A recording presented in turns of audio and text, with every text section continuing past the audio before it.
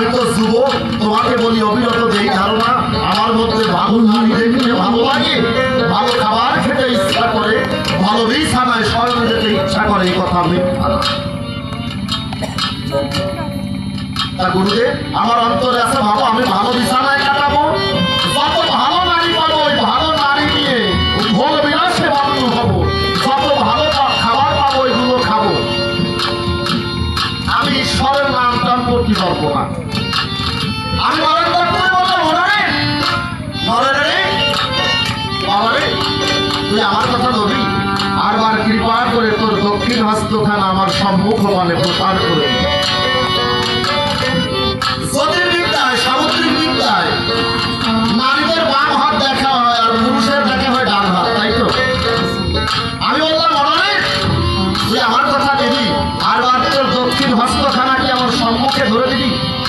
নরেন আমার সামনে ধরে দিল তাই আমি ডাকে দিয়ে বললাম তাই ওনারে তোর কাছে যেই ধারণা তোর আর ঈশ্বরের নাম করতে হবে না, মায়ের চরণে তোর মন নিমগ্ন করতে হবে না, তোর কোনো কিছু করা লাগবে না। কেন জানি আমি রামকৃষ্ণ সমাজের হয়ে সকৃষ্ণ তোর হস্ত দেখে দেখতে পেয়েছি, তাই তোর কাছে তোর মাত্র 3 দিন পরমায়ু আছে, 3 দিন বাঁচবি, এরপরে তোর আর কিন্তু বাঁচার উপরে থাক।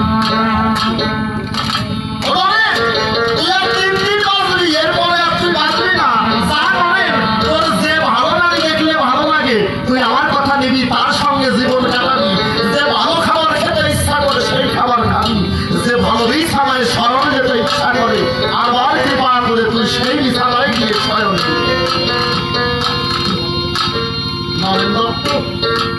নয়ন জলে ভেসে অবিরত। আপনাদের আছে ধারণা যদি কারো মৃত্যু সংবাদ জানে, কেউ যদি জানে 3 দিন পরে আমার মরণ হবে, তার মধ্যে আর বাহিরের কাম কামনা কাজ করে না, নিমিষের মধ্যে সে সাধু বা দরবেশ হয়ে যায়, ঈশ্বরের পাঠ পড়তে তার মন হয়। নরেন্দ্র রাজ্যে বলছে গুরুদেব তোমার কাছেই তো আমার জীবনের হিসেব, তুমি আমার কথা ভাবে আরবার আমার হস্ত ধরে করে একেবারে তুমি আমার হস্ত ধরে দেখে বলবে এই 3 দিনের পরে আমি কি আর জগতে সংসারে আমি ডাক দিয়ে করলাম মানা ওনারে এই 3 দিন তোর পরমায়ু আছে, এই 3 দিন পরে তোর মরণ হবে, কথা মিথ্যা না। নরেন্দ্র দত্ত মনে মনে করে ধারণা এই জগতের বুকে কয়েকটা বস্তু অমোঘ, তীরন্দাজের তীর যেমন তার ধনুক থেকে ছুটে গেলে আর ফিরে আসে না, সাধু বাক্য ঋষি বাক্য অমোঘ, যা একবার বেরিয়ে যায় ও কথা মিথ্যা হয় না। আর জগতের বুকে রামকৃষ্ণ পরমহংসদেবের মতো স্বভাবলে বলি সঙ্গত সাধক শ্রেষ্ঠ ব্যক্তিত্ব যদি আজকে বলে তাই 3 দিন আমার পরমায়ু আছে, বাঁচার উপায় নাই, তাহলে সত্যি আমার আর বাঁচার চাইতা নাই। নরেন দত্ত ছুটে গিয়ে একেবারে মন্দিরের মধ্যে প্রবেশ করেছে বিচারে। মন্দিরের মধ্যে প্রবেশ করে মন্দিরের কপাট দিয়েছে বন্ধ করে, নয়ন জলে ভেসে ভেসে ডাক দিয়ে বলে মায়ের চরণে শেষে ছোট অমা এই জগতের বুকে তোর চরণ উপাসনা করার কথা ছিল, তা তো আমি করলাম না। সারা জীবন ভোগ বিলাসে মত্ত হয়ে একেবারে সারাটি জীবন কাটিয়েছি বিচারে। আমার গুরুদেব ডাক দিয়ে বলেছে তাই 3 দিন মাত্র আমার পরমায়ু, আমার আর বাঁচার উপায় নাই। মাগো আমি তো তোর চরণ স্মরণ করি নাই, তবে আমার অন্তরে আছে ভাবো জীবনের যে বাকিটা সময়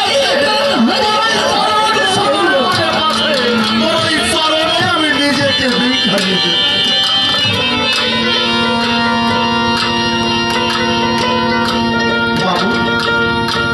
রামকৃষ্ণ পরমহংসদেবের মতো ব্যক্তিত্ব কাউকে যদি ডাক দিয়ে বলে তোর 3 দিন পরমায়ু আছে, যেই ধারণা এমন মহাপুরুষের বাক্য স্বয়ং যম রাজাও উপেক্ষা করতে পারে না। কিন্তু আমরা যারা জগতে আছি বলি আপনার বিগতের কাছাকাছি, যেই ধারণা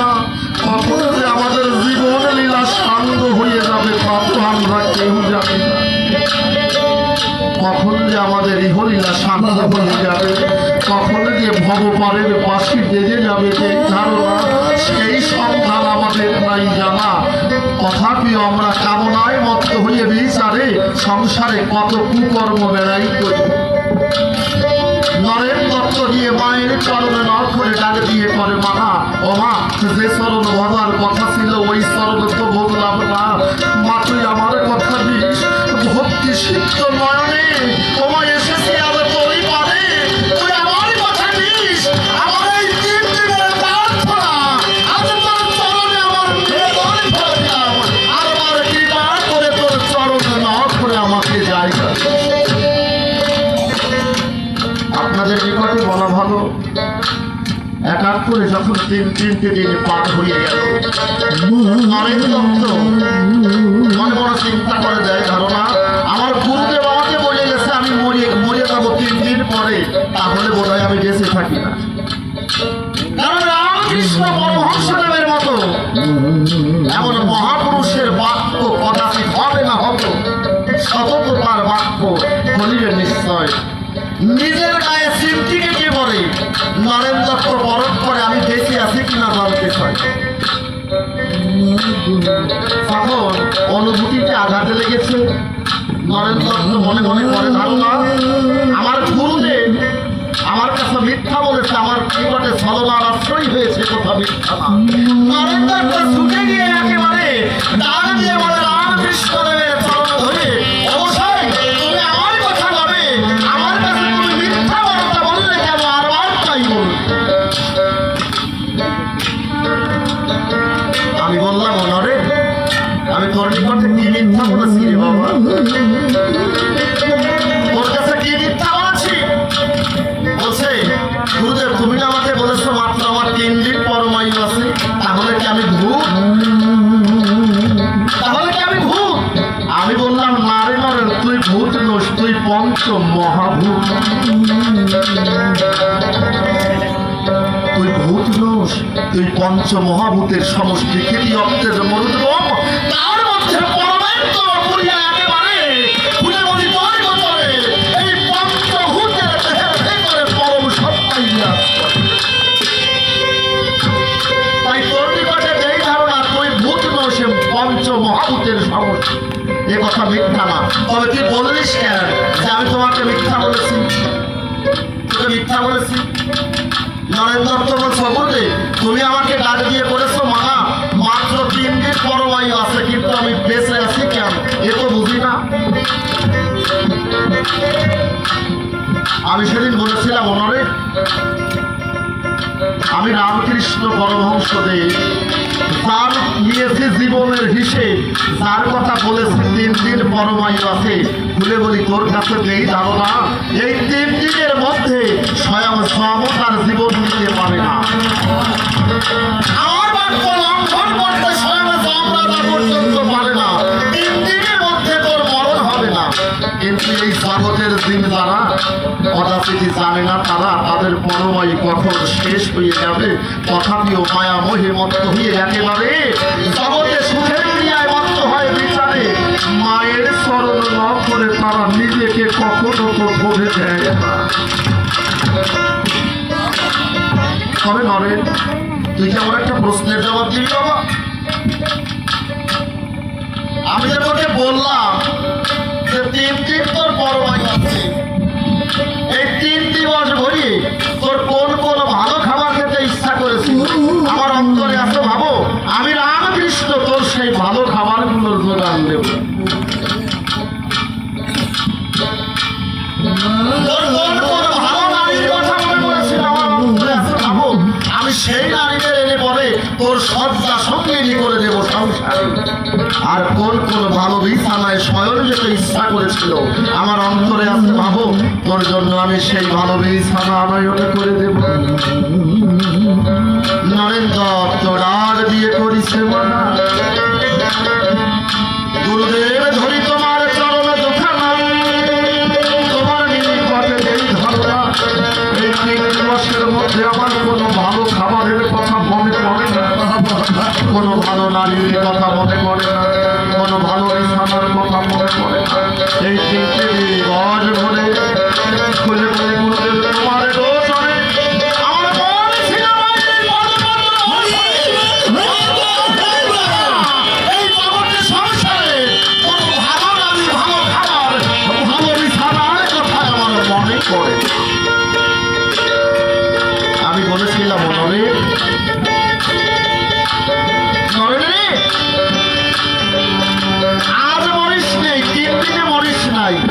কিন্তু আজ না হোক কাল তো তোকে মৃত্যুরই করে ঢলে পড়তেই তো হবে, তাই না? ইসলাম শাস্ত্রে বলছে এক ভুল হতে অন্য ভুল দূরত্ব যত নিকটে তার থেকে অধিক নিকটে মৌত ঘরে ফেলে, মৃত্যু ঘরে ফেলে। বাইবেলে বলছে ম্যান ইজ মর্টাল, মানুষ মরণশীল। কোরআনে বলছে কুল হু নাম ইসলাম যায় কতুল মৌ। গীতায় বলছে জানো শহীদ মৃত্যু। আজ মরিস নাই, কাল তো তোকে মরতেই হবে, তাই নরেন তোমার কাছে এই ধারণা জগতে যদি কেউ মৃত্যু চিন্তা করতে পারে, নিজ থেকে মৃত্যুকে আনতে পারে, সম্মুখ পারে, তাহলে সংসারের বুকে দাঁড়াবে কামিনী কাঞ্চনের কথা মনে পড়ে না? এই জন্য আপনারা দেখবেন মুসলমান কাকারা আছেন যারা 5 ওয়াক্ত সালাত আদায় করেন তারা, তাই না? নামাজ পড়া নয়, নামাজ কায়েম করা, সালাত আদায় করা, তাই তো? এই 5 ওয়াক্ত নামাজে দাঁড়াইয়ে বিচারে সম্মুখে সেজদা দিতে হয়, পেছনে সেজদা দিতে হয়, ডাইনে সেজদা দিতে হয়, বামে সেজদা দিতে হয়। কেন? সম্মুখে মৃত্যুকে করতে হয় দর্শন, ডাইনে বেহেশতার আমভাগে বলি আপনার জগতের পুরোভাগে, ডাইনে বেহেশতার বামে দোদল বিরান। সম্মুখে আল্লাহ, সম্মুখটা কোথায়? আটটা চক্রের মাঝখানে, 2 গুরু যুগলের মাঝখানে, পেছনে মৌ। কেন?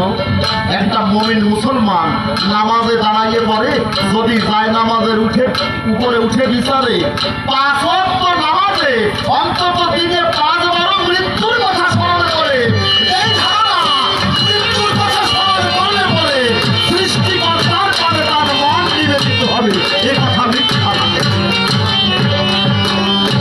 তাই নরেন্দ্র জগতের বুকে নারী বা ভোগের সামগ্রী মাত্র।